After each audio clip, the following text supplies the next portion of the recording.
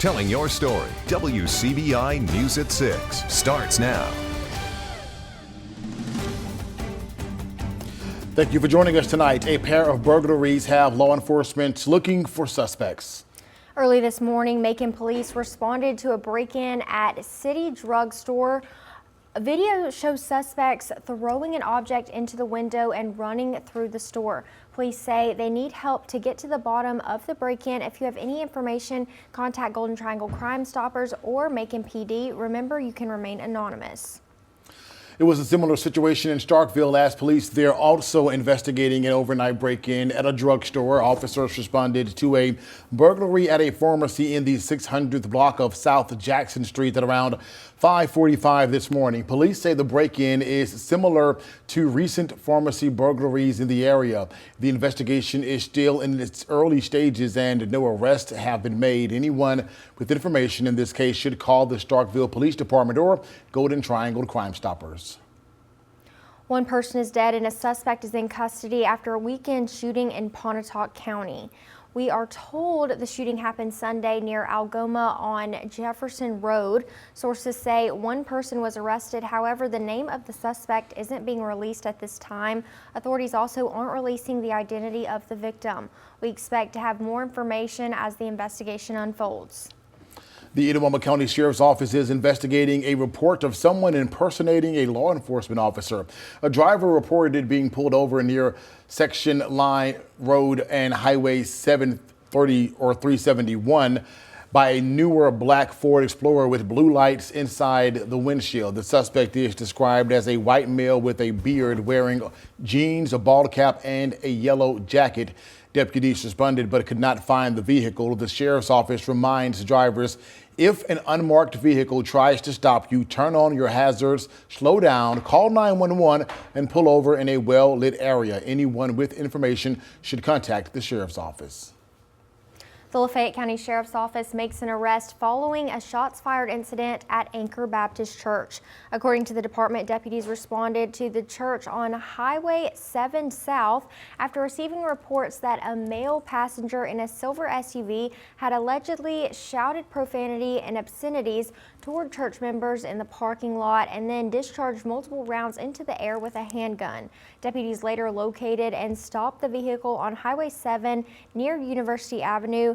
The passenger, identified as Christopher Ray Reed of Water Valley, was taken into custody without incident.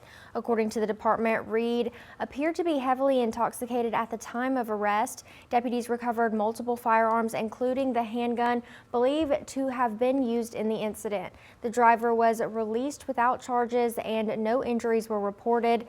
Reed was arrested and charged with making a terroristic threat. His bond was set at $75,000. Based on the investigation, authorities believe this was a random act and there is no ongoing threat to Anchor Baptist Church or the Lafayette County community. Heavy clouds are sticking with us on this Monday evening, not really wanting to budge anywhere as we head into the night. A weak high pressure system sitting off to our west, and that's eventually going to ride along the Gulf Coast as we head overnight into our Tuesday. Not doing a whole lot for us and getting rid of a lot of that cloud coverage. If you're heading out here in the next little bit, temperatures are kind of chilly, anywhere from the upper 30s to the low to mid 40s. Right now it's 39 Oxford and Tupelo, 42 in West Point, 45 in Aberdeen at the Air Force Base. Currently 44 degrees. Over the next couple of hours, temperatures will drop out of those 40s into the middle to upper 30s. Grace. Thank you, Ashley. Lowndes and Clay County first responders met today to prepare for this weekend's road closing. Beginning at 10 o'clock Friday night, December 12th, the eastbound lanes of Highway 82 from the old West Point Road overpass bridge through the old Slush Creek Bridge will be closed.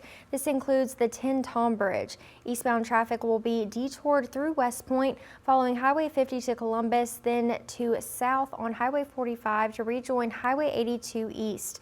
The closure is so repairs can be made to the old West Point Road overpass bridge. Golden Triangle law enforcement and emergency services will be working together to meet the needs of the community.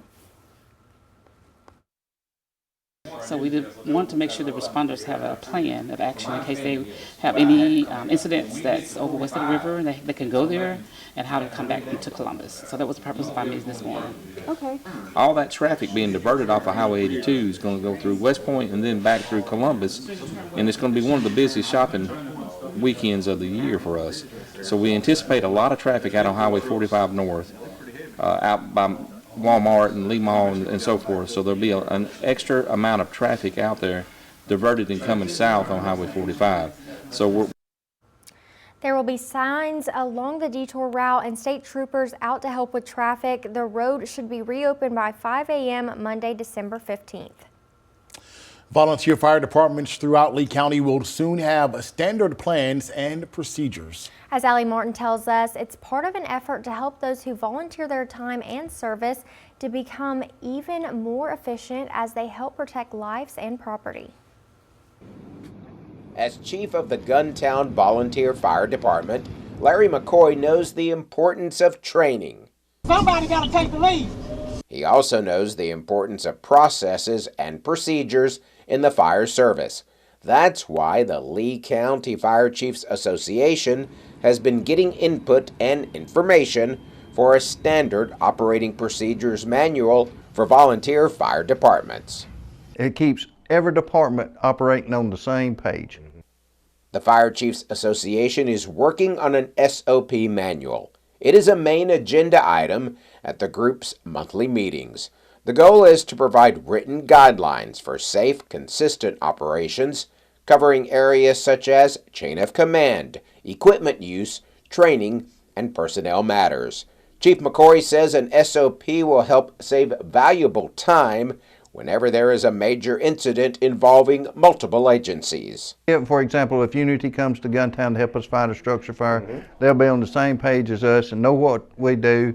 Nobody has to explain to them what we want or anything else. Unity Volunteer Fire Chief Larry Williams says there are many advantages to having an SOP, such as standardized actions, reduced liability, and safety. To keep anybody from getting hurt or something bad happening, you gotta know what to expect from everybody else. Like when the first truck gets there, you know what they're gonna do, but everybody coming in behind them they got a job too. Right. And that's what this is gonna take care of.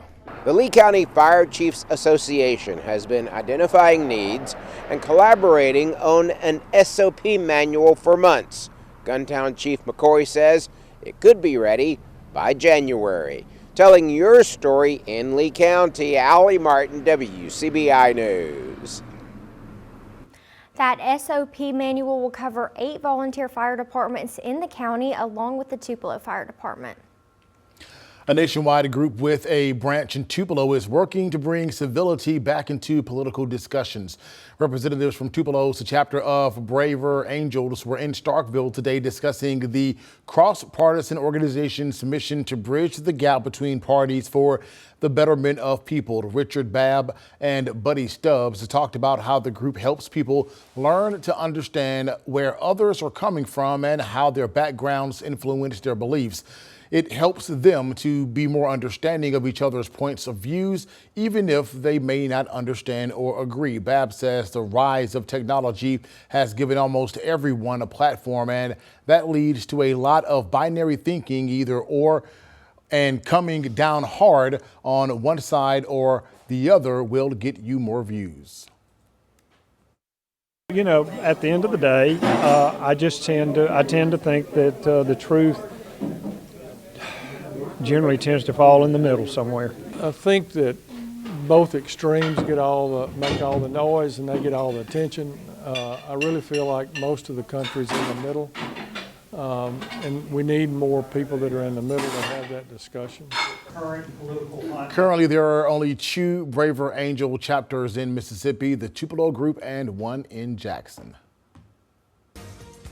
A statewide program will help make it easier for some Mississippians to take shelter from storms. We find out the latest on its progress when we come back.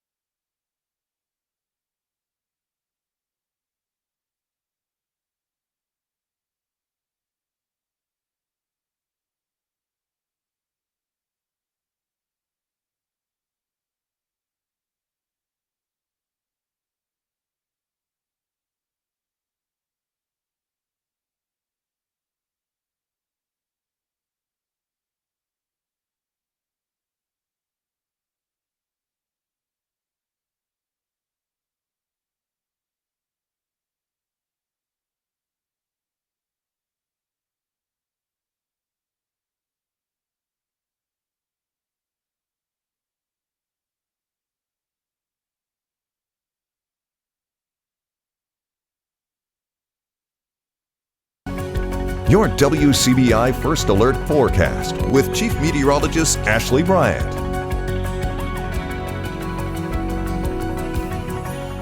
Well, those heavy clouds just don't want to go anywhere as we are continuing our way into this week. We have a weak high pressure system sitting over in the eastern portion of Texas, and that's going to work its way into the deep south as we head overnight tonight. But for now, it's just not doing the work that we need. The temperatures, they're pretty chilly out there, but not as bad as what they could be. We're anywhere from the upper 30s to the low to mid 40s. Right now, it's 44 in Columbus, 45 in Aberdeen, Vernon, Millport, West Point, right now 42, Tupelo, Iuka, Oxford 39, it's 37 in New Albany is one of the coolest in coverage area, 40 off to our west in Winona. We're sticking with heavy clouds as we go overnight tonight with a little bit of potential for some patchy fog. Those temperatures will drop into some upper 20s to lower 30s with Columbus. Overnight low of 30 degrees. We're expecting 31 over in Aliceville, 30 for West Point. Most of us expecting those below freezing temperatures in the middle to upper 20s. Low tonight 29, Macon, Starkville, Louisville, Ackerman, 27, Houston, Tupelo, Corinth, 28, Iuka, 26 for Bruce, 28 over in Winona, Kosciuszko as well. So if you're heading out tonight, make sure you are bundled up, and before bed, make sure to remember your 4 Ps. That's people, pet, plants, and pipes. With that chance of patchy fog, if you run into it, make sure to slow down and have headlights turned on. Into our Tuesday afternoon, low to middle 50s are expected, a little bit cooler to our north. 50 is the high for Iuka and Corinth, 51 Oxford, Tupelo, Aberdeen, West Point, high of 53. Vernon, Aliceville as well. 52 is the high Tuesday for Columbus, Macon, Starkville, Louisville, Ackerman, 55, Eupora, Winona, 56, Carthage in our southwestern corner, expecting a high around 57. So we're trying to warm up as we're pushing into this week. Overall conditions will be dry most of the week, bringing back an isolated chance for our weekend. Right now, a 20% chance both Saturday and Sunday. Things could change as we are several days away. Those heavy clouds maintain tonight, overnight, and into our Tuesday morning. And there's that high pressure system trying to sneak its way in. Again, not putting in a whole lot of work. It's fairly weak as it's going to continue pushing off to the east, riding along the Gulf Coast. We may see some separation of that cloud coverage finishing up our Tuesday afternoon, heading into early evening. May get a glimpse of some sunset before it disappears. Again, those clouds will try to continue clearing away. We have a weak cold front pushing in from the northwest, and that's going to maybe drop temperatures just a little bit as we go from Wednesday into Thursday afternoon. Jumping ahead, looking at those temperatures, expecting 59 on Wednesday with that front passing back into the mid 50s. Potential for some low 60s by Friday. Another front expected to move through, dropping afternoon highs into the upper 40s Sunday and Monday. The town of Mabin has issued a boiled water notice after a water line break. Crews are making repairs, but residents near Louise Street, Mabin Bell Schoolhouse Road, and Center Grove Road should boil their tap water before using it until further notice. More news and weather after the break.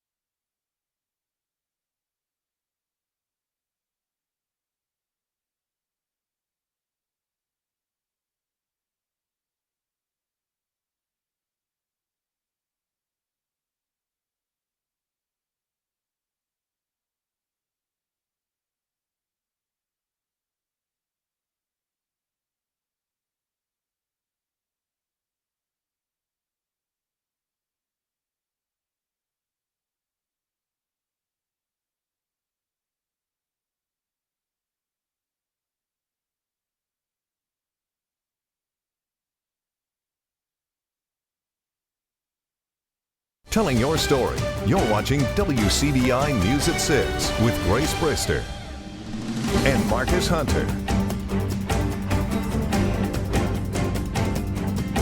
Welcome back. Be sure to check your email this week. One just might be from MEMA. Yeah, that's right. MEMA will start notifying those who applied for the statewide Safe Room grant this week. Charity Johnson spoke with the Lowndes County Emergency Management Director about how it will affect the community and has more. Riding the storm out may get a little easier for some families in Lowndes County. Phase 1 of the statewide residential safe room grant program has begun. From a lottery drawing, the Mississippi Emergency Management Agency will award 38 applicants from each of the state's counties with a reimbursement grant. Just 38 will have a major impact on Lowndes County because we don't have many shelters here. Of course, we use our schools. Right now we use our schools for shelters, but having one in your yard or at your home is make it safe because, sometimes you get last minute warnings.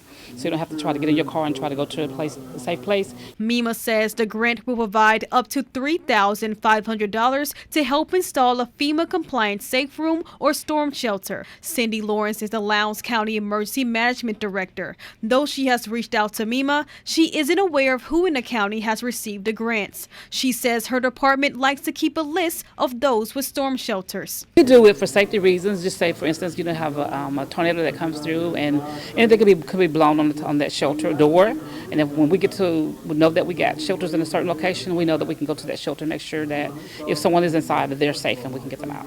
Lowndes County resident Marilyn Hood just got a storm shelter installed at her home 2 weeks ago. We hope not to use it, but my husband recently had a stroke and disabled, and so I can roll him right out of the front door and all the way down here and right in it. It took 6 months for the concrete shelter to be built. Hood says she and her husband haven't been through a big storm in a while, but they want to be prepared. We just feel safer having it. We hope we never have to use it, but it feels better to have it.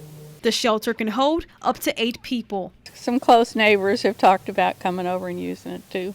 Lawrence says school storm shelters cannot be used when school is in session. MEMA received more than 11,000 applicants for the lottery drawing. Telling your story in Lowndes County, Charity Johnson, WCBI News. MEMA says the selected applicants should not purchase or install a safe room at this stage. They are only allowed to do so after they receive an official approval letter from MEMA. Well, a familiar foe is coming to Oxford. We take a look at Ole Miss's draw in the first round of the college football playoffs when we come back.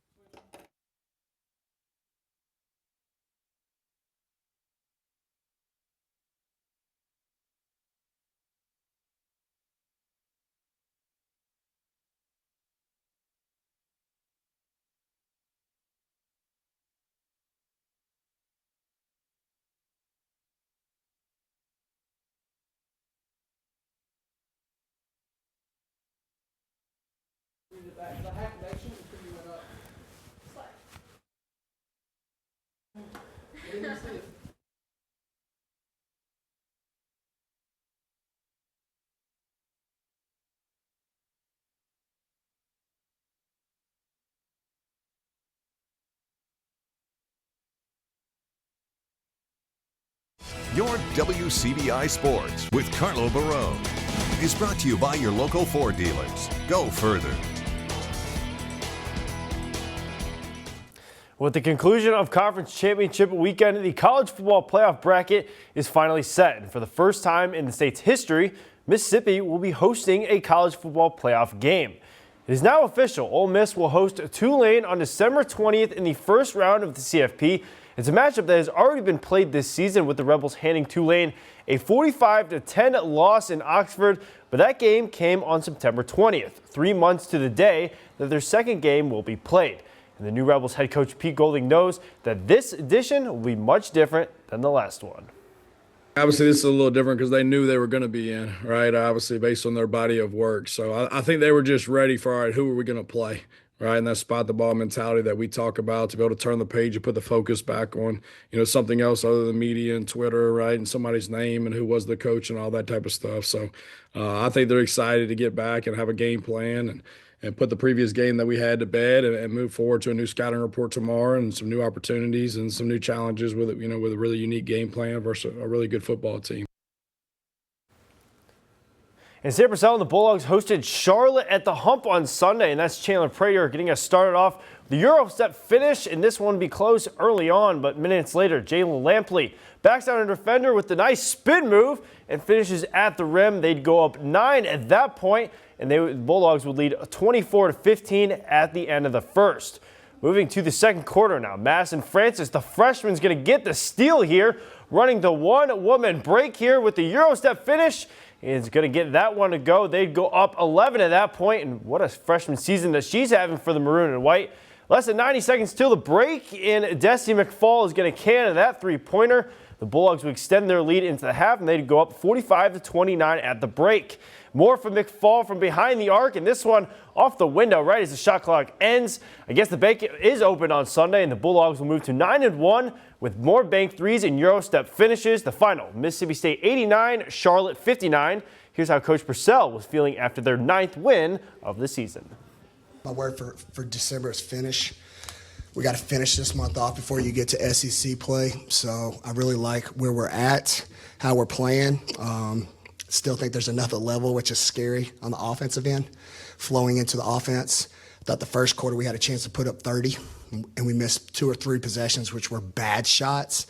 We're winning the war, but we're not going to win the war come January if we play like that. So if I can clean that up a little bit, clean up the zone, we haven't got a chance to work on it much, but we played a lot of it today.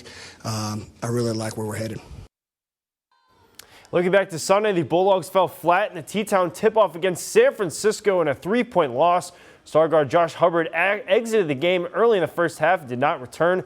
The Bulldogs would be down 8 at the half and battle all the way back to have a chance in the end. But costly turnovers and inability to execute hurt the Maroon and White once again, dropping them down to 4-5 in the season, and what head coach Chris Jans calls a very somber loss. I didn't say much to them after this game. They were hurting, it was somber, it was tough, it's very quiet, and rightfully so. But we had a chance to basically steal one, if I'm being honest. It would have been a heck of a win for us, considering the circumstances and how the game played out and with Josh going down. But unfortunately, we didn't execute down the stretch. We just didn't.